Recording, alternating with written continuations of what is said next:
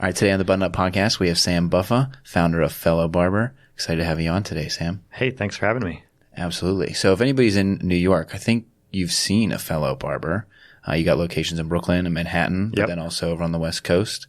And what we always like to start out with, though, is like, how'd you get into this racket? How did you become the founder of Fellow? Yeah, no, without a doubt. So in 2006, I opened the first shop, and it really came a little bit on a whim and more of an idea that it was something that I was looking for. I always kind of think of myself as the first customer. I was in my 20s living in New York City, and I couldn't find the place where I could get a good cut. I generally went to hair salons, and when I went to hair salons, I would get the type of haircut that I wanted. But then when I went to barbershops and was looking for more of that environment that I sort of craved, they generally didn't know how to cut my hair. I have longer hair. I'm not someone who necessarily gets fades. And so he was trying to find that perfect, marriage of the two. And I just kind of started asking friends where they got their haircut. And it was strange that in New York City, there wasn't this consensus of a spot or a brand that everyone went to. Everyone had different ideas. They went to salons, or they had their friend cut it. So when we opened the first shop in back of Freeman Sporting Club, which is a small clothing store that my friend had, it was 360 square feet. We had 4 chairs when we opened. And almost from day one, it really was obvious that there's tons of other guys out there that were looking for the same thing. Yeah.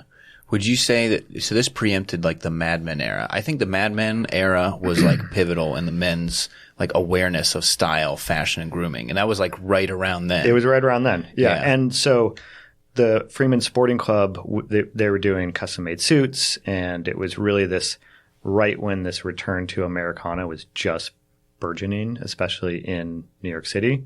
It was brand new and really kind of, there was an epicenter happening with it, and people were getting excited about it and sort of back to craft and this idea of championing these lost sort of arts and skills. And especially with barbering, that became a big part of it. And for us, the thing that we quickly realized is that there was barbers and hairstylists that were also looking for something that was more authentic. And when we could be a part of that and create this environment that was classic and turn of the century and, had this great look and feel to it, I think we built a better home for them. So you didn't have experience cutting hair, but did you have experience in building, this kind of community? Or So I come from a retail background, customer service. I worked in hotels, never worked in restaurants, but generally retail and customer service and hospitality. And it was really my goal to bring that missing part to the barbershop because, and let's face it, for a long time, barbershops have really been owner operated, put your name on a chalkboard, sit there and wait, and get the spiral right away. Exactly. And we'll get to you when we get to you sort of attitude. And so I think what we're able to successfully do is kind of create that mix of two things of bringing in better products, bringing in things that were more forward thinking, and created a great environment and a better product at the end of the day. So then how long are you in the back of the Freeman clothing store? So we were there about 2 years, and then about a year and a half, we got the lease for our Horatio location, which is in the West Village. And that was our first standalone shop. So 8 chairs, 800 square feet, and to this day, it's still our busiest shop. It's classic. I think, we've had hundreds of thousands of people go through there throughout the years, from, famous actors to the interesting locals in the neighborhood. So it's a fun shop. How did you, when you were thinking about like the look and feel of the first big shop, how did you pick a direction? Because there's so many different ways you can go from like super modern to like ultra classic. Yeah. I mean, especially at the time, this is 2008, very fascinated with the classic design. So that shop is also 20s, 30s, just sort of quintessential New York. that shop's been in Woody Allen movies. It's been in what was it? What was the one with Steve Buscemi, the TV series? Oh, Boardwalk Empire. Boardwalk Empire. Like, it's it totally fits. If you think of what a classic barbershop should look like, you walk in there and that's Horatio. Right. And where were you finding your stylists? So we, from the get-go, and kind of by accident, because I'm not someone who came from the industry, we hired barbers and hairstylists to work under the same roof from day one. And I think what was interesting in the beginning, because if you don't know the industry, you either go to barber school or you go to cosmetology school, and they don't intermingle at any point, which is sad because there's so much to learn from each other. And so and there's strict regulations. I'm very close with my barber, and like there's very strict regulations on the training that you go through, how many hours, especially for barbers. You can't take a blade to a person's face unless you are certified for that. And so two totally different paths. Yeah. And the unfortunate thing about that is if I go to barber school, I'm not really learning how to use scissors in the same way that if I went to Cosmo school. And then on the flip side, cosmetologists come out of that school and they've never done a fade. And so it's two totally different industries. And so we got barber license and cosmetology license, owner license, which is what you need to have the shop, and got both those people working under one roof. And we've kind of created this hybrid, which we think is just a more experienced, more well-rounded person that's kind of delved into both ends of the craft. So we generally, we've actually get more people that are Cosmo that are interested in getting out of the salon and the salon life to work in a shop that's a little bit more chill and just sort of streamlined. Also, we don't do hair, so they're not doing all working with a lot of chemicals, and it's just a little bit more of a natural, inviting environment. So you definitely found like your customer once you opened that first shop. And were you bringing people from Freeman? Yeah, I mean the first shop, we'll be honest, we were really first to market, and so it was such a just overwhelming success that we were kind of bursting at the seams.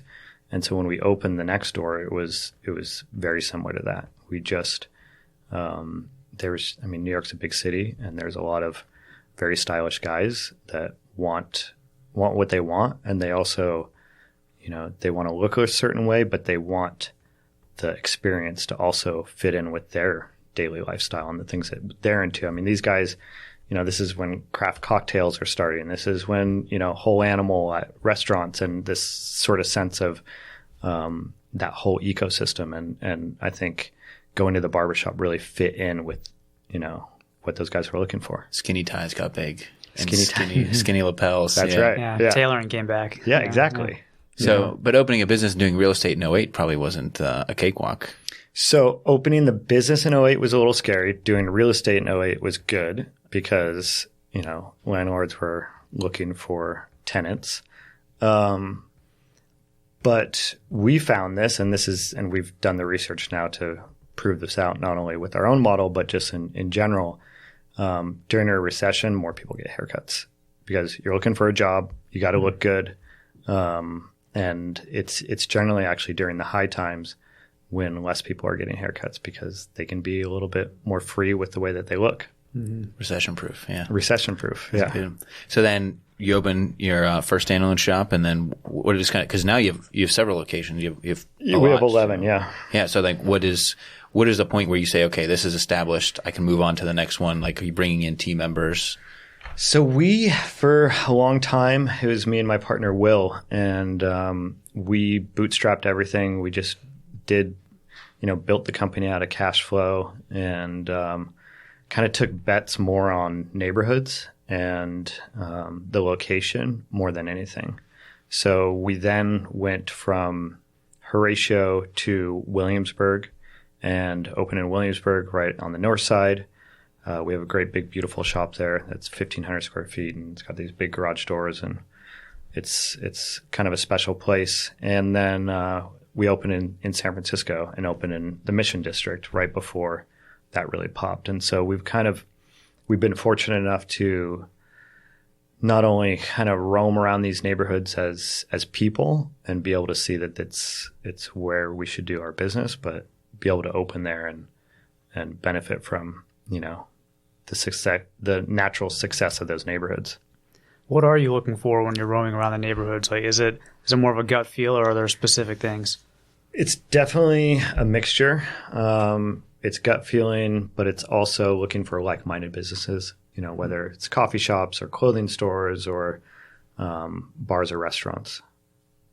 Nice. And then when you come into a new space, is it like a gut build out, or are you looking for a space that kind of already has the vibe you're going for? So I generally, when I go to a space, get inspired to do something that, fits the space. So when I'm doing design, like for San Francisco, a couple things happened. We found the location, and kind of at the same time, this guy in Texas reached out to me, and he had a whole barbershop that was for sale, that all the contents of it, and it was a shop.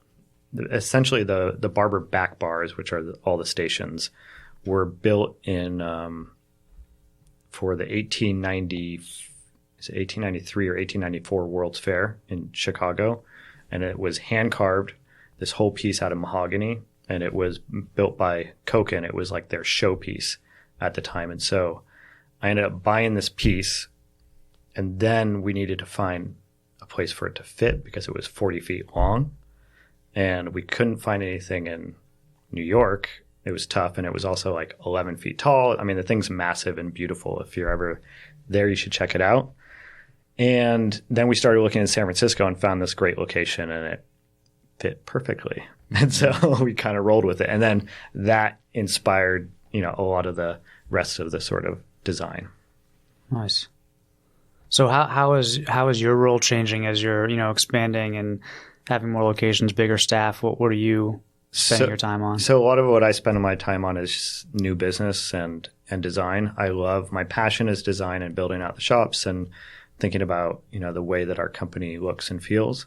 But a lot of it is we're in a mode of expansion and looking for new shops on the West Coast and also in New York. So a lot of it is just, kind of moving everything forward and rallying the team behind what we're doing. Is your background in design? When did it start? No. It started with the first shop. I had wanted to, and was kind of looking to do that, and I worked under a couple people. My friend Tavo, who owns Freeman's Restaurant, and also I worked under Sean McPherson for a second with some of the hotels that he was doing, just kind of like shadowing them, and then just kind of started. So now there's a whole genre of these hybrid kind of salon barbershops. It's funny because from the customer perspective, we don't, most people don't know that those are two different categories, or you go to two different schools to become one or the other. Yeah. You just kind of want a good haircut and like a cool vibe.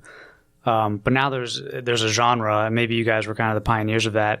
Do you see more competition now, or do you think it's just all kind of mixed and blended together? I think it's great. I think one of the things that we found when we got into the industry is that especially, just the industry in general was a little broken and just had kind of gone in all these different directions. And I think that if we're part of that puzzle that helps professionalize and make the industry better, then we're super excited about it. I mean, most of our barbers when we first started were cash only, hadn't gotten an actual paycheck. One of the things that we really champion is everyone's on a W-2. Everyone gets their taxes taken out, which is a good thing in the long run. We give our barbers 401ks. We pay for health insurance. We do all these things that make it so if you're a barber and you break your hand, you are still getting paid. It's like you have disability. You're not, if you're not screwed. Like if in the old model, if you break your hand, you can't work and you have no safety net to fall back on. Right. Yeah. You're seeing that in more restaurants, even like Pittsburgh. There's a few. You have to. That waitresses and waiters are all getting paid, hourly instead of relying on tips. I think that's a good move. Yeah. So then in the stores or in your shops, you carry products, but now then you decide to go out and build your own product line, which is very cool. Yeah, when we opened the first shop, it was really key to us to have a wide variety of, men's grooming products. And especially at the time in 2006, I think as far as I know, we were the first men's barbershop to carry Malin and Getz. We were the first to carry Baxter, California. And then, the Aesops of the world and all these things, and really kind of brought guys on the journey that I've been going on, and more wellness and actually caring about your skin and your hair, and not only what you're putting on your hair, but what's in the product itself. And so we've had the unique experience to be a part of those trends, see what's doing well, and also we have a workforce that we can test, not only with our barbers, but with our customers. And so we're able to, build this product line from the ground up, create something that was unique and special, not only for our customer, but at the end of the day, our most important client is our barbers. Because if our barbers don't believe in it, then they're never going to sell it, and it's not worth it. Right. So you get the ultimate crowdsource for the product I think so. Yeah. You can always tell when a barber or a stylist that there's like an in-house product, but they actually like something else more, exactly. like something like Cremo or like something like less expensive, so you gotta have them believe in it, right? It's key. And so, our product line was really born out of the barbershop and with the idea of doing something that was unique and forward thinking. And so we've, our scents are 100% essential oils, obviously paraben free, sulfate free, all those great things. But the technical aspect of the products, we really feel like we were able to up any of the other products that we've sold throughout the years and really think of something that was just a little bit more refined and something that we think does a better job. Nice. And do you carry that exclusively, or do you still carry?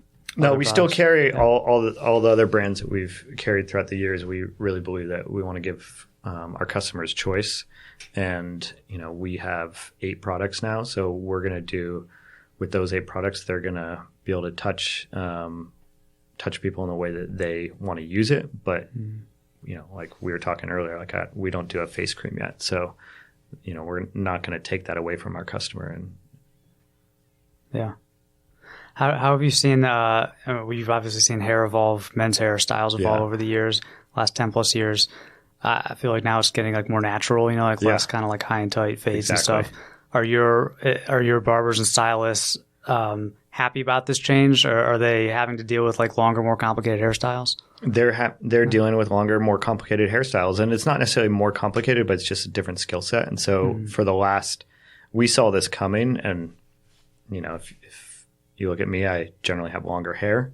And so it's something that I've been passionate about, is creating a shop that can do both, hence the barbers and the stylists. So we have a full internal school that we do training every week. And a big part of that training is getting barbers trained up to do longer hair, because it's what it is, and it's always going to go through the seasons. And so, 6 years from now, it'll probably go back to high and tight. But, for now, it's like we need to be experts at anything. Yeah. I like it. I like seeing the trend kind of go toward more natural and medium length and wavy hair. I think it's kind of cool. Without a doubt. Yeah. It was very slick for a while. Yeah. I was a culprit of that. Yeah. I mean, the undercut side part looks good on almost anybody. So it's like, it's an easy Oddly, it didn't have. look good on me. Oh, it didn't work? No. Have you had it like the kind of medium hair for a while? My whole life. Yeah. And so it just works with me, and I think it fits my attitude a little bit more laid back. And maybe someone else thought it looked good, but when I looked at myself in the mirror, I'm like, that's just not me. Yeah. So. Yeah, you got to feel like it fits your personality. Yeah.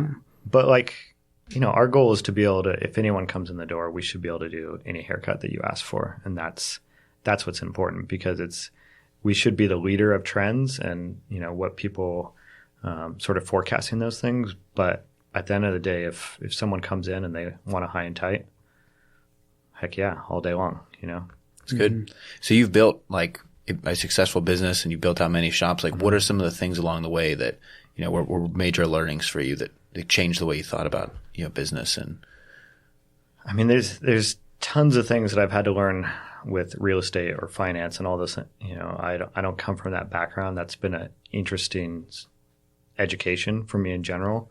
But I think one of the main takeaways is just being able to be nimble. I think a lot of the times it's easy to get stuck in what you think your business should be, and what you have your personal idea of what it should be, rather than sometimes what customers want from you. Right. Yeah, being able to listen. Yeah, what's an example of that?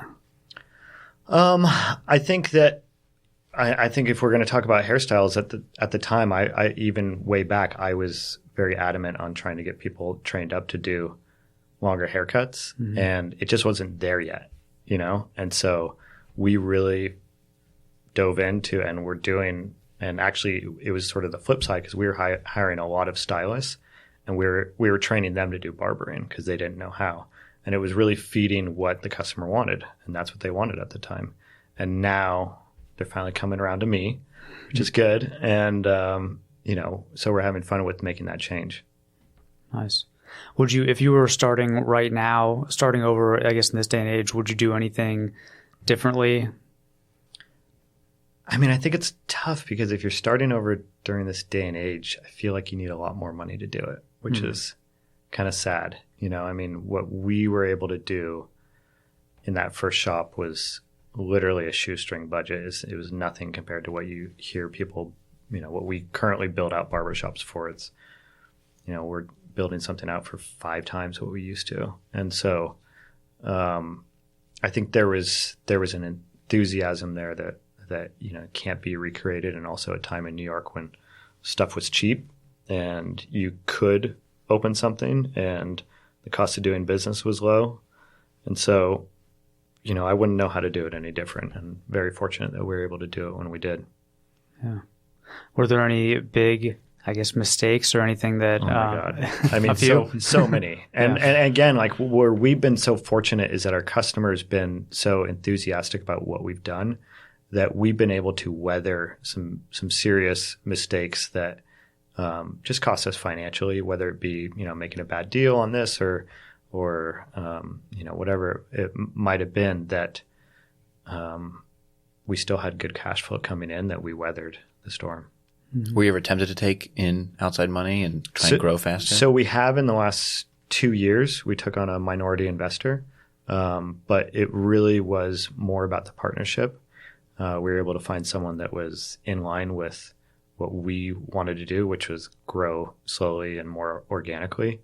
But we went 10 years without doing that. But it got to a point where then we're just kind of taking money out of it ourselves and putting it back into the business for a decade, which is great, and we're able to build it up to what it was and is. But after a while, that does get painful. Yeah. Yeah, and you had said you'd opened so many shops just in the last 18 months. I mean, we opened five shops in the last 18 months. Relaunched the product line with new branding, new packaging, all that sort of stuff, and a lot of the other things that we did was just kind of get our business in order. We bootstrapped and grew organically, and so your business kind of becomes its own entity, which, good or bad, is different than what you would do if you were, say, a startup and you started with X amount of cash and you had your sort of mandate from day one.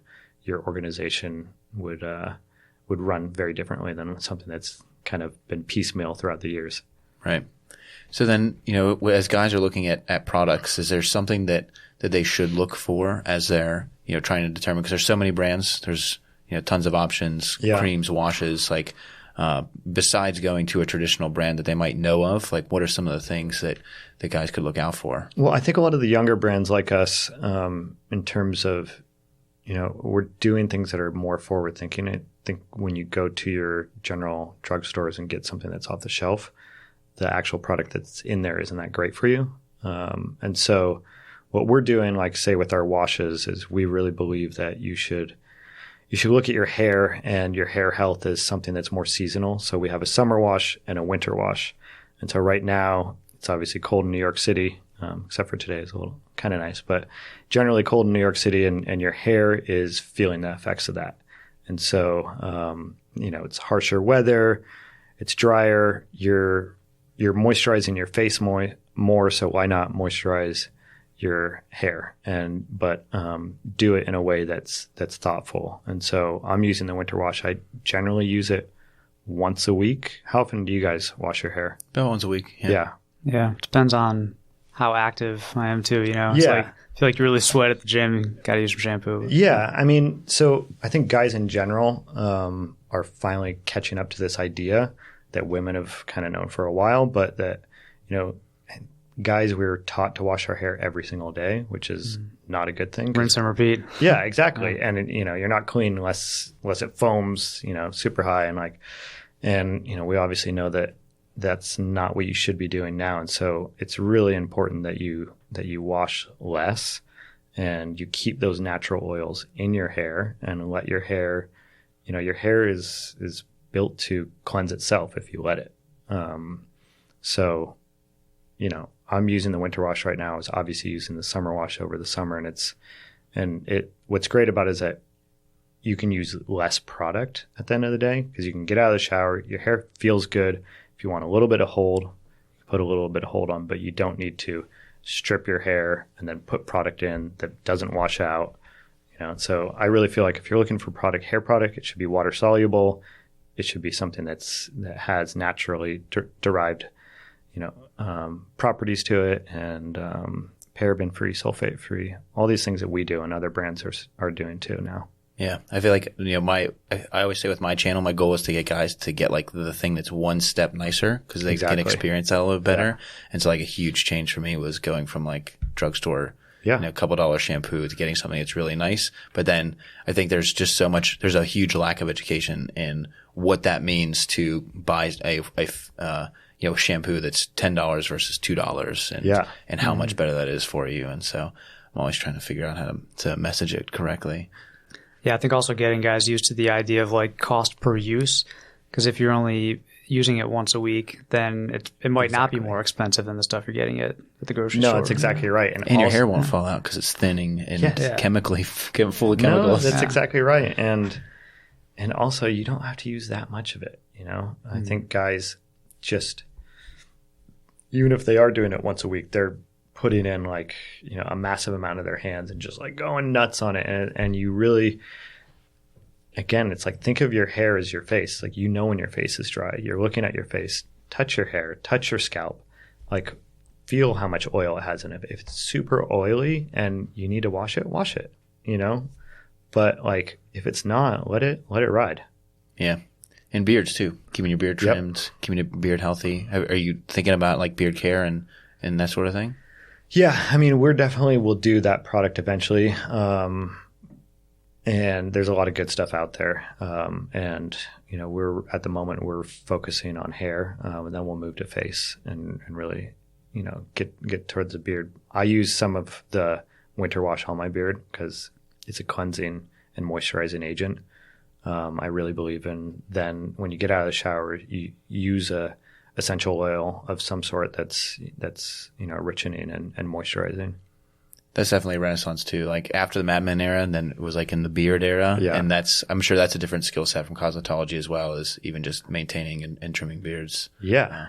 Yeah, without a doubt. And also doing beard trims that aren't all lined up. That look more natural. That's one thing that I always have a beard and when I went to barbershops in the past, I'd come out of there with, fat lines in them and, super sharp. And it's not my look. And it's, it's been part of the thing that we do, that it's approaching that beard like a haircut. Yeah. When you keep it natural too, you don't have to get as many cuts. Exactly. If you're buzzing in your part lines, like you better be there in 3 weeks. Exactly. Yeah. Well, I don't have that problem because, can't grow a beard, but all right, when we started this podcast, I couldn't grow a beard, and then you did grow a beard for a little while. Yeah, but it's developed. I've aged into it. Yeah, I tried it once and it didn't go well. So fair enough. So we have a series of rapid fire questions we like to run our guests through, just quick 1-word answers. You ready? Yeah. All right. Boots or sneakers? Sneakers. Spring, summer, or fall, winter? Fall, winter. Morning or evening shower? Morning. Jeans, chinos, or trousers? Jeans. Nice. Or cords today. Cords today. Cords, I know. yeah. And I'm wearing boots today, too. Yeah. And it feels like spring here in New York right now. I know. Lifting or cardio? Cardio. Is there a favorite book or movie you've seen or read recently? I have a 6-year-old, so I haven't read a lot of books recently, unfortunately. But a favorite movie is Pride and Prejudice. Always go back to it. Right. Nice. Yeah. Favorite actor who's played James Bond, if you have one? Connery. Connery, nice. That was a quick answer. People usually take a while to get that one. Yeah. And then last question, if you're trying to get yourself pumped up for a big day, what song are you listening to? I'd actually rather go for a run. I don't really, not really a music. What song do you listen to on the run? Yeah. I don't. No? Just clean. Just clean. Pure. No podcast, no nothing. It's like my only like moment during the day when I'm not plugged into. Where's your favorite place to run? The Brooklyn Bridge Park. I live in Dumbo, Vinegar Hill. And so I have a nice 4-mile loop that just gets me right on the waterfront. Rain or shine, winter or summer? Yeah, I love winter running. Wow. That's my favorite. That and surfing in the winter is the two secret joys of New York City. Surfing out on Out in the Rockaways. And, Yeah. No, I watched the Rick Burns documentary on New York. It's like 16 hours from a PBS. Yeah. I had no idea how groundbreaking the Brooklyn Bridge was when it was built. And it was like the tallest structure, the tallest man-made structure. I had no idea. Wow. At the time. Yeah. I run under it all the time. Yeah, it's great. Yeah. And then Robert Moses drove highways through the whole place. The BQE right through my backyard. I know. It's crazy stuff. So you survived rapid fire. That was great. Good. So then what are you excited about most in the next 12 months or so? What's on the horizon? So for us, continuing to roll out the product line, but also get it out to more people and more shops. We really believe that it's going to live best in a professional environment and be sold at barbershops and salons, which we're doing as we speak, and really just getting into people's hands and getting them to enjoy it. And a lot of it is letting them experience what they experience in the shop and being able to bring that home. We've serviced and done a lot of haircuts throughout the year. And so when people get to take that away and kind of have that take-home feel is great.